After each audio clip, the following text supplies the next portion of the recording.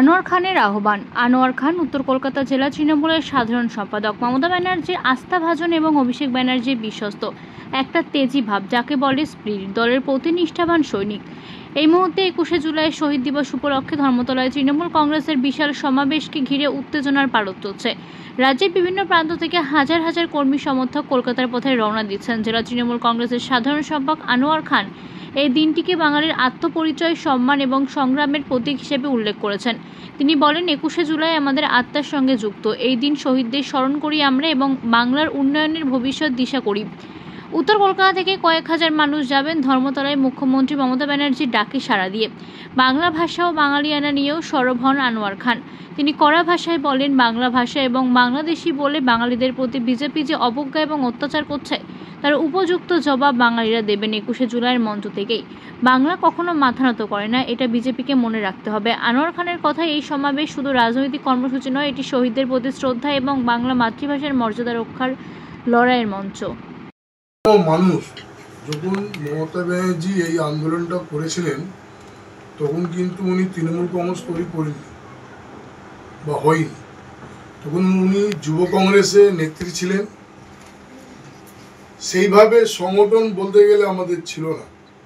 উনি যুব কংগ্রেস সংগঠন চালাতেন, তার একজন কমিটির সদস্য হিসাবে আমি ছিলাম।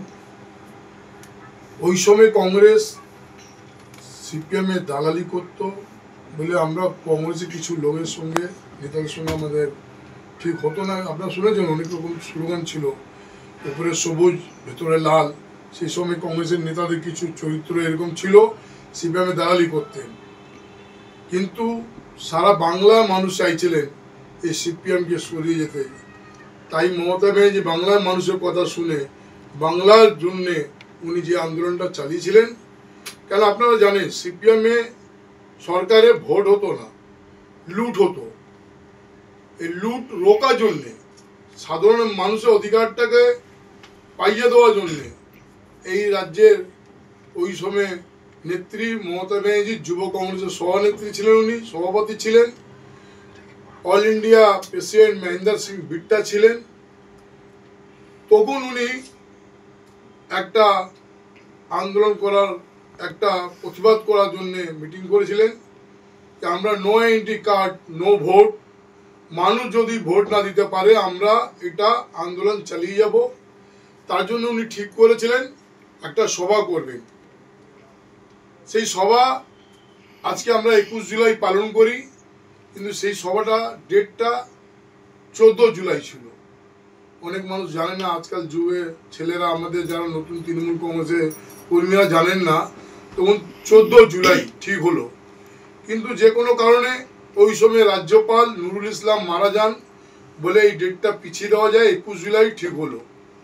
21 জুলাই মহাকরণ অভিযান হবে। সেই অভিযানে হাজার হাজার মানুষ, লক্ষ লক্ষ মানুষ, সাধারণ মানুষ মমতা ব্যানার্জির সঙ্গে ছিলেন বলে ওই আন্দোলনটা হয়েছিল। No entry card no vote আমরা মহাকরণ অভিযান করেছিলাম। সেই মহাকরণ অভিযান জ্যোতি বোসকে আমরা বেরোতে দেব না, আমাদের এই দাবিটা মানতে হবে। তখন ইলেকশন কমিশনার ছিলেন টিএন সেশন ছিলেন। টিএন সেশন ওই সময় আমাদের ইলেকশন কমিশনার ছিলেন। উনিও বুঝতে পেরেছিলেন ইনি যে আন্দোলন করছেন মমতা ব্যানার্জি বাংলায় no entry card no vote, এটা কিন্তু সঠিক আন্দোলন। আমরা সেই সমর্থনটা ওনার কাছ থেকে পেয়েছিলাম। আজকে দিনে যারা সাধারণ মানুষ আপনার অধিকার নিয়ে আপনি পার্সে, আপনার বাটুয়ায়, আপনার পকেটে নিয়ে ঘুরে বেড়াচ্ছেন, সে হচ্ছে ভোটার কার্ড, আধার কার্ড, যেটা আমরা করি। এইগুলো আমরা তখন পাইনি ভোট দেওয়ার জন্যে। তখন মমতা ব্যানার্জি এই আন্দোলন করে আজকের দিনে আমরা ভোট দিতে পারছি, নিজের অধিকার নিজে দিতে পারছি, নিজের ভোট নিজে দিতে পারছি।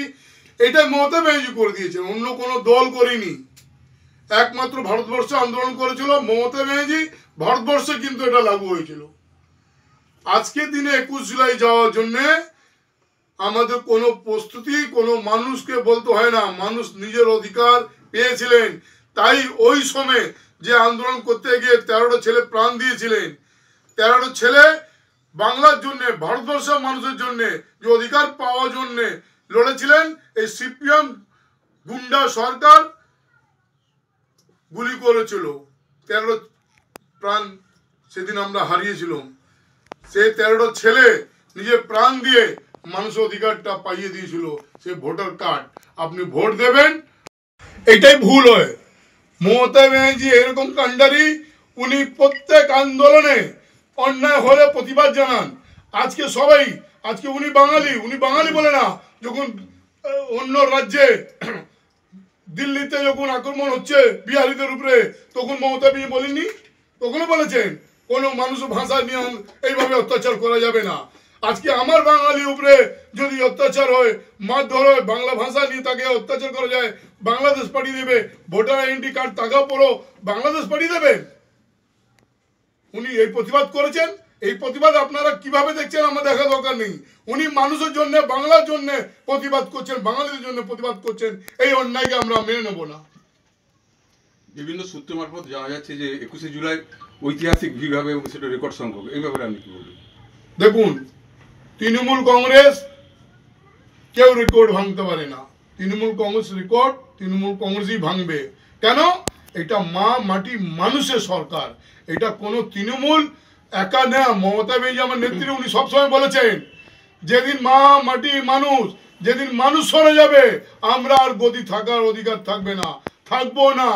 কেন? মানুষ যখন সমর্থন না দেয়, মানুষ যদি আপনার পাশে না থাকে, তাহলে ওই সরকার কোনো কাজে লাগে না, যেটা এখন বিজেপি করছে।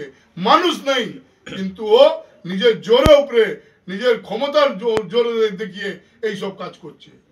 দাদা, ওই একই দিনে উত্তর কন্যাচল অভিযান রাস্তা দেখায়। এখন বাঙালিদের আপনারা দেখছেন বিভিন্ন রাজ্যে বাঙালিদের উপর অত্যাচার হচ্ছে, তাদের মারধর করা হচ্ছে, তাদেরকে বাংলা ভাষা নিয়ে বলছে বাংলাদেশি আছে। কোথায় আছে বিজেপি? কোথায় আছে এই দেশে প্রাইম মিনিস্টার? ভাষা নামে মানুষকে, জাতি নামে মানুষকে, ধর্ম নামে, এর ছাড়া কোনো কাজ আছে? আজকে পশ্চিমবাংলায় কি অন্য ভাষা বলার লোক মানুষ এখানে করে খাচ্ছে না? কোনোদিন এই সরকার কি তাদের বিরুদ্ধে অ্যাকশন নিয়েছে? কেন করবে না? তার অধিকার। ভারতবর্ষে যে কোনো রাজ্যে গিয়ে আমার অধিকার আছে, আমি আমার ভাষা বলবো, আমার খাবো, আমার পড়বো, আমার অধিকার দিয়েছে সংবিধান। সেই জায়গা যদি মনে করে বিজেপি আমরা এইসব করব, কিন্তু বাংলায় প্রত্যেকটা ধর্মকে, মানুষকে বাংলা সরকার সম্মান জানাচ্ছে। আমরা কিন্তু সবাইকে নিয়ে চলতে চাই, কিন্তু আমি হুঁশিয়ার করে দিতে চাই বিজেপি সরকারকে, যারা এখানে বাংলা বিজেপি করছেন, বাংলার বিরোধী কাজ করছেন, বাংলাদেশের বিরুদ্ধে কাজ করছেন, আপনি বাঙালি কালচারকে দিয়ে ভুলে মিটিয়ে দিতে চাইছেন। বিহার ইউপির লোককে নিয়ে এসে বাংলাকে দখল করার চেষ্টা করছেন। বাঙালি কোনোদিন বরদাস্ত করবে না। ভারতবর্ষ কিন্তু সুধরে যাবে। 21শে জুলাইয়ের উদ্দেশ্যে কি বার্তা দেবেন? আমি প্রত্যেকটা কর্মীদের মানুষকে জানাবো, প্রত্যেকটা কর্মীকে জানাবো, আমি অনুরোধ করব সাধারণ মানুষকে যেতে ইচ্ছুক আছেন, যেতে চাইছেন ধর্মতলা, তাদের গাড়ি, বাস, ট্রাম জোগাড় করে দিন, অ্যারেঞ্জমেন্ট করে দিন। তারা ধর্মতলা আসতে চাইছে, আমার অনেক মা বোন আসতে চাইছে। আমি তৃণমূল কংগ্রেস কর্মীদের অনুরোধ জানাবো, আজকে আমাদের ধর্মতলা একটা আমাদের কর্মীদের নিয়ে একটা কর্মী সভা আছে, মানে ভলেন্টিয়ার নিয়ে। সেটা আমাদের লিডার বক্সি আছে, সুব্রত বক্সি, উনি ডেকেছেন। আমরা যাব আজকে। আগামী দিনে বাংলা কিভাবে এগিয়ে যাবে তার জন্যে এই নেত্রী, বাংলা নেত্রী মমতা ব্যানার্জি, উনি শুধু বাঙালি না, ভারতবর্ষের প্রত্যেকটা মানুষের পাশে আছেন। এটাই বাঙালিদের গর্ব। কেন? বাঙালি জাত যে হচ্ছে, বাঙালি জাতি যে হচ্ছে, সে দেখবেন আপনি সবসময় বাঙালি কিন্তু ঝগড়ায় ঝামেলা যায় না, কিন্তু একটা মানুষের যখন প্রাণ বাঁচাতে গেলে, রক্ত দেওয়ার জন্য সবচেয়ে আগে বাঙালি এগিয়ে যায়। এইটাই হচ্ছে বাঙালি কালচার।